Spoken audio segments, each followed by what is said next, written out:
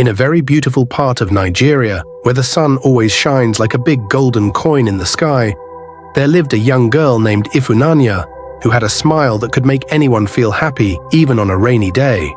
Ifunanya was a very smart student at a big university, and she loved to read her books more than anything else because she wanted to make her family proud and become someone very important in the future. She did not have a mother or a father anymore because they had gone to heaven when she was just a little girl. But she was never alone because her wonderful Auntie Ada took care of her with all the love in the world. Auntie Ada was a very hard-working woman who spent all her days selling colorful clothes and tasty food at the market just so she could save enough money to pay for Ifunanya's school books and her pretty uniforms. Every morning before the birds even started to sing, Auntie Ada would wake up and pray for Ifunanya to have a bright future. And Ifunanya knew how much her aunt sacrificed, so she promised herself that she would never do anything to make her aunt sad or disappointed. The university was a very busy place with many tall buildings and big trees, and Ifunanya spent most of her time in the library where it was quiet and peaceful so she could focus on her lessons. One sunny afternoon, while she was walking across the green grass with her heavy bag of books, a man named Chidi walked up to her and started to speak with a very smooth and gentle voice that sounded like sweet music. Chidi was wearing very expensive clothes that looked like they were made of the finest silk, and he wore a big shiny watch on his wrist that sparkled every time the sun hit it. He told Ifunanya that he was a very wealthy businessman who owned many big houses and fast cars, and he said that he had never seen anyone as beautiful or as kind-looking as she was. Ifunanya was very shy and her face turned a little bit red because she was not used to such a fancy man talking to her. But Chidi was very good at telling stories and making people believe that he was the best man in the whole world. As the days went by, Chidi kept coming back to the university to see Ifunanya, and every time he came, he brought her small gifts and told her even bigger stories about his wonderful life. He promised her that if she stayed with him, she would never have to worry about money again, and that he would help her aunt so that Auntie Ada would not have to work so hard at the market anymore. Ifunanya felt like she was in a beautiful dream because she thought she had finally found a prince who would take care of her and her aunt forever. She did not know that Chidi was actually wearing borrowed clothes and telling very big lies just to make her like him, because under his fancy shirt, he did not have the kind heart that he pretended to have. Ifunanya started to spend more time thinking about Chidi and less time thinking about her books. And she felt very special because such a rich man chose her to be his friend. But the shadow of a secret was starting to grow behind his bright smile. As the days passed by like a river flowing gently under the warm Nigerian sun, Ifunanya began to believe every single word that Chidi whispered into her ears while they sat under the shade of the big Iroko trees on the university campus. Chidi would point at the fancy cars driving past the school gates and tell her that he had 5 of those parked in a big garage at his house, and he told her that very soon he would take her to see the giant mansion where he lived so she could pick out which room she wanted to stay in. Ifunanya felt so lucky and so happy because she thought that her life was changing for the better, and she started to imagine a world where she could buy Auntie Ada the softest lace fabrics and a big gold necklace to thank her for all the years of hard work at the market. She did not notice that Chidi never actually took her to his home or showed her where he worked, but instead he always met her in quiet places and told her that his business was very secret and very important. Because she had a pure heart that only knew how to tell the truth, Ifunanya did not understand that someone could put on a costume of lies just to make themselves look bigger than they really were in the eyes of others.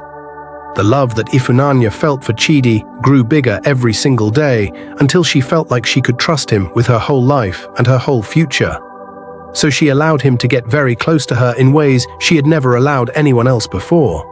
She thought that they were going to get married and have a beautiful wedding with drums and dancing, but a very cold and scary change was about to happen that would pop her happy bubble like a sharp needle. One morning, Ifunanya woke up feeling very sick in her stomach, and her head felt heavy like a bag of stones.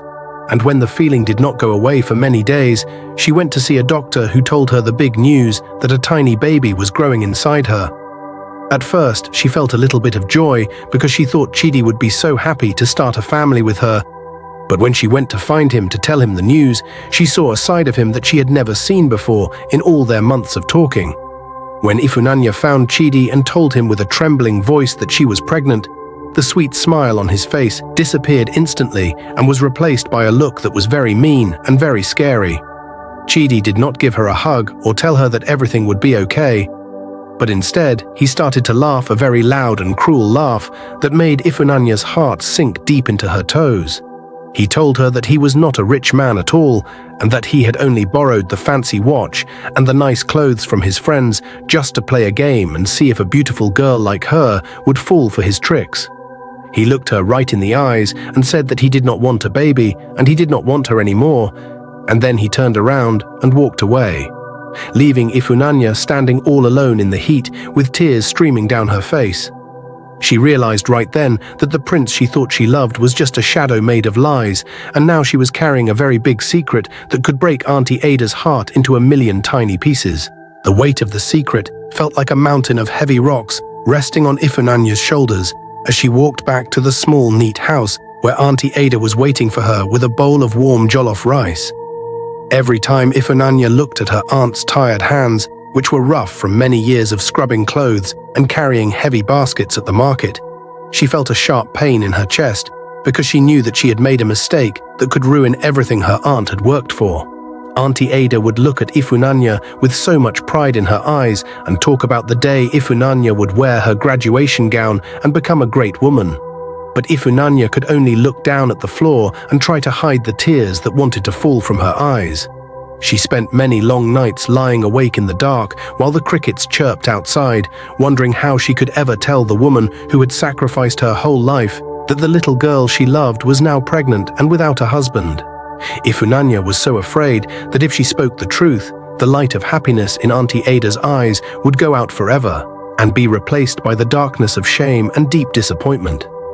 She tried one more time to go and find Chidi at the place where he used to wait for her, hoping that maybe he was just scared and had changed his mind about being a father. When she finally saw him standing by the side of the road talking to some other men, she ran to him with a heart full of hope, but Chidi acted as if he did not even know her name and told her to go away and stop bothering him. He pointed his finger at her and said very mean words that hurt more than a physical blow, telling her that the baby was her problem alone and that he had a new life to live without any burdens holding him down. Ifunanya stood there feeling like the smallest person in the whole world, while the people passing by looked at her, and she realized that the man who had promised her the stars and the moon was actually a very hollow person with no love inside him. She walked away feeling very cold, even though the Nigerian sun was very hot, and she knew that she could never go back to him for help again because he had a heart made of cold, hard stone. Every day that passed made Ifunanya's stomach feel a little bit tighter and her heart feel a little bit heavier, and she started to stay away from her aunt as much as possible because she was afraid her face would give away her secret. She would sit in the university lecture halls, but she could not hear what the teachers were saying because the voice of fear inside her head was much louder than anything else in the room. She felt like she was trapped in a deep, dark hole with no ladder to climb out, and she kept thinking about how Auntie Ada had sold her most precious jewelry just to pay for this semester's school fees. The thought of her aunt finding out and crying made Ifunanya feel like she could not breathe, and she started to wish that she could just disappear or turn back the clock to the time before she ever met Chidi. She was a young girl, lost in a very big storm, and she did not know that sometimes the choices we make when we are afraid can lead us into even bigger dangers than the ones we are trying to run away from. Deep inside the university hostel, where the walls were covered with posters and the air was filled with the smell of hair oils and cooking noodles, Ifunanya sat on the edge of her small bed with her head in her hands.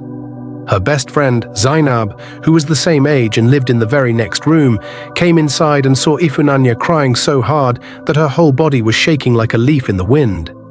Zainab sat down beside her and put an arm around her, asking what was wrong, and after a long time of sobbing, Ifunanya finally let the words come out and told her friend about the baby and how Chidi had turned out to be a very bad man. Ifunanya explained that she was terrified of Auntie Ada finding out because her aunt was a good woman who believed that a girl must finish her books before starting a family, and Ifunanya did not want to be the reason her aunt's head was bowed in shame at the village meeting. Zainab listened with very wide eyes, and instead of telling Ifunanya to go and talk to her aunt or find a wise person to help, she began to speak in a very low and serious voice about a way to make the whole problem go away forever. Zainab told Ifunanya that there was a place not too far from the school where a man could give her some special medicine that would stop the baby from growing so that her stomach would stay flat and Auntie Ada would never have to know anything happened. She told Ifunanya that many other girls had done it before and that it was the only way to save her education and her future. Because if she had a baby now, she would have to leave the university and her dreams would all turn into dust. Ifunanya felt a very cold shiver go down her back because she was very scared of doing something so hidden and dangerous. But Zainab kept talking and talking, saying that a true friend helps another friend stay out of trouble. Zainab said that if Ifunanya did not do this, her life would be over and she would be a poor girl forever. And she promised that she would go with her and hold her hand so that she would not be alone during the secret process. Ifunanya looked at her books piled up on the desk and thought about the bright future she wanted, and she allowed the fear of her aunt's disappointment to become bigger than her fear of the danger Zainab was describing. She did not know that the advice Zainab was giving was not the advice of a wise friend, but the advice of someone who did not understand how precious and fragile life really is. Zainab told her that they must go very early the next morning while the mist was still on the ground so that nobody from the hostel would see them leaving the gates. Ifunanya's heart was beating very fast, like a trapped bird hitting its wings against a cage, but she finally nodded her head and agreed to go through with the plan because she felt like she was drowning and this was the only rope being thrown to her. They spent the rest of the evening whispering in the dark, making a plan for a morning that would change their lives forever. While outside the window, the moon hid behind a dark cloud as if it did not want to watch what was about to happen. The morning air was cold and grey as Ifunanya and Zainab crept out of the university gates, walking quickly through the tall grass while the rest of the world was still deep in sleep. Ifunanya felt a terrible coldness in her bones that had nothing to do with the morning mist, and every step she took felt like she was walking toward a dark place from which she could never return. They arrived at a small, dusty building tucked away behind some old trees, where a man with a very stern face told Ifunanya to lie down on a hard wooden table that smelled like iron and old medicine.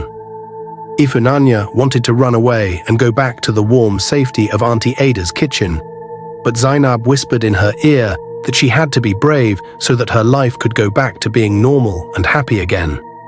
The process began, and very quickly the quiet room was filled with the sound of Ifunanya's heavy breathing and the sharp gasps of pain that she tried to keep inside so that nobody outside would hear her crying. As the minutes ticked by like slow drops of water,